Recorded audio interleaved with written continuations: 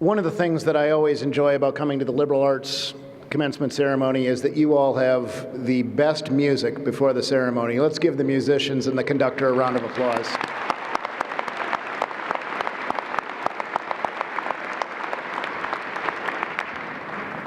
So one of the rules of thumb of giving a commencement charge is that you should always avoid a controversial topic. Never pick anything that will detract from the celebration that you're all here to enjoy. I think the most important thing to understand in a charge to the class is that the speaker understand that none of you came to hear the charge to the class. I picked a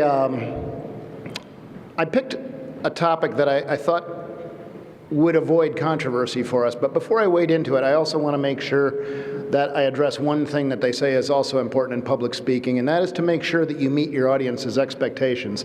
And I assume we're going to have a problem there this evening, because you all communicate in packets of 140 characters or less.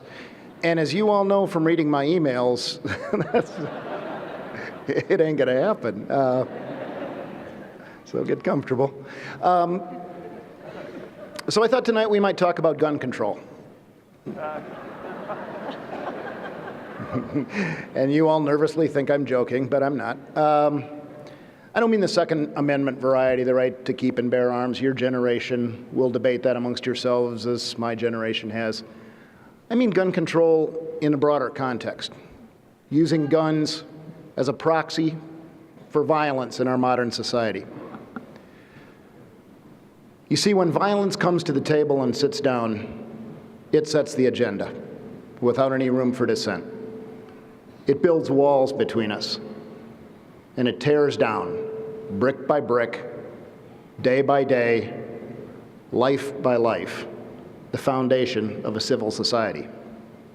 Now, there are, of course, many forms of violence. The world you're about to enter is no stranger to war, and my generation has failed, as has every generation before us, to limit wars between nations, races, religions. Tribalism, ethnocentrism, racism, terrorism, they're all very much alive and well on our watch. And then there's a more individual form of violence that creeps closer and closer to home. I know there are people here tonight from Arapahoe High School. 364 days removed from Newtown, and Colorado is struck again, this time leaving a young woman fighting for her life and hundreds of other families frightened and grieving. This is a new and particularly horrific form of violence that has blossomed during my generation. And each time it happens, it surprises us. Each time we're reminded of the horror and the heartbreak. Each time it elicits from us a vow that this time things will change, that this must not happen again. It's been a tough semester on our campus for suicides, self-violence, if you will, as well. And while suicides take many forms, self-violence in all its forms are increasing despite my generation's best efforts.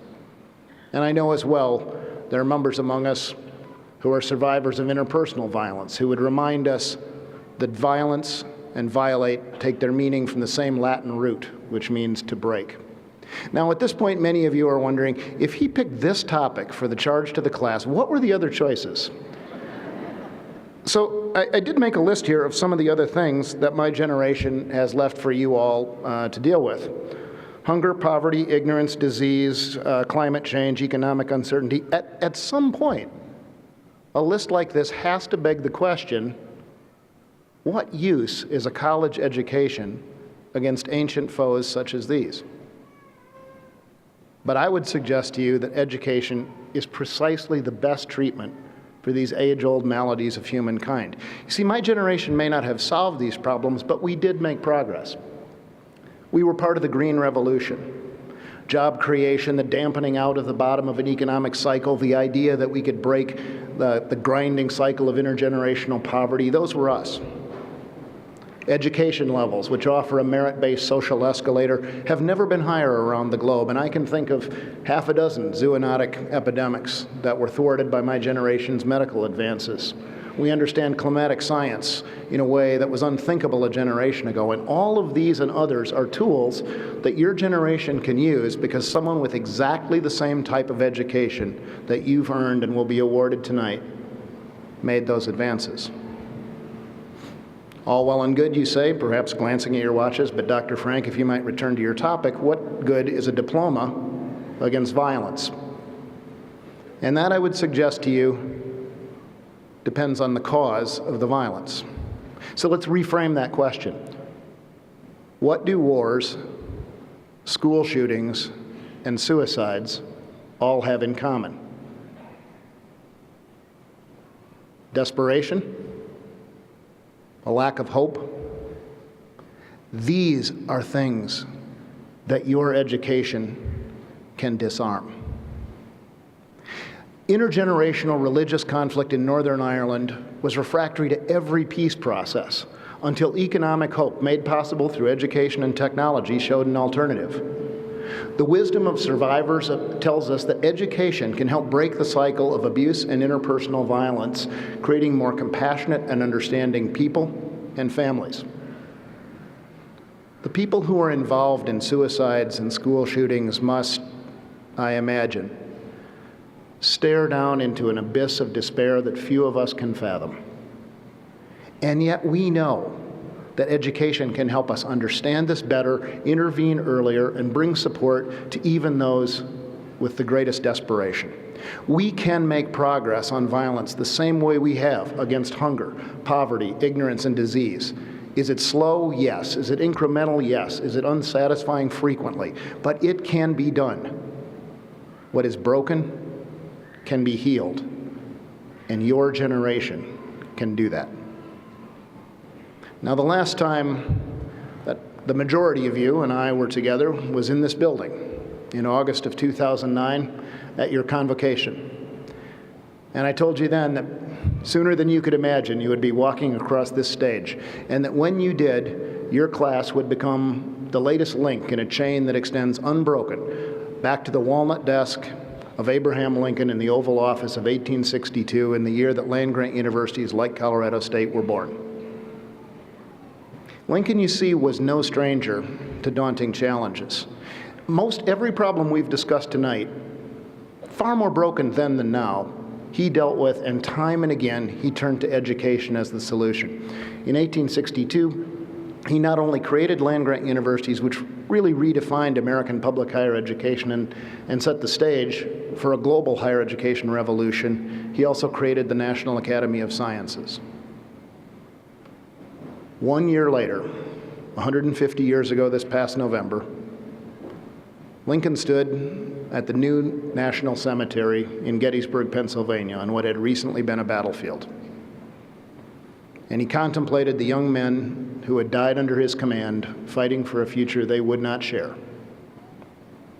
And he charged all of us who would follow with the creation and preservation of a society worthy of their sacrifice.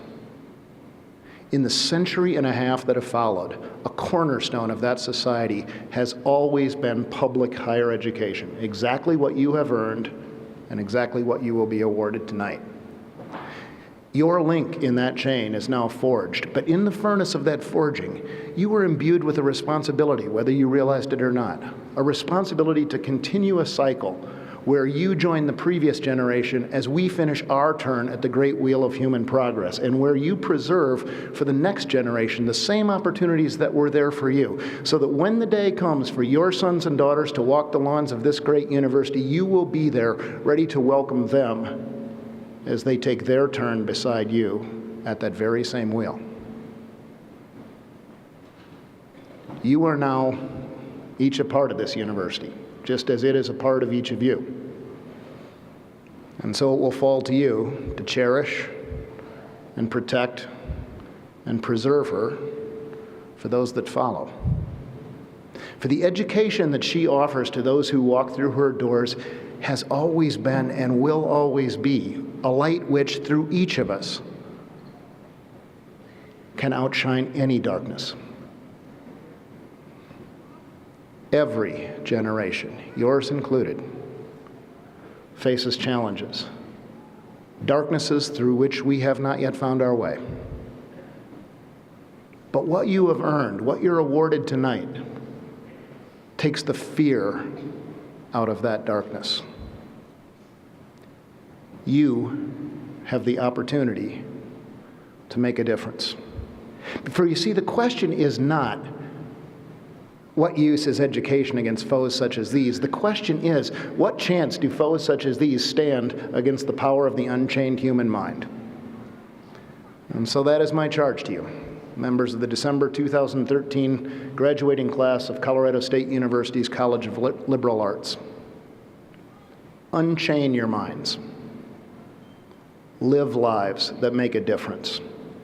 And use the privilege of your education to bring hope where there is none, to build tunnels out of the darkness, and to lead us all to a better and brighter place. Godspeed.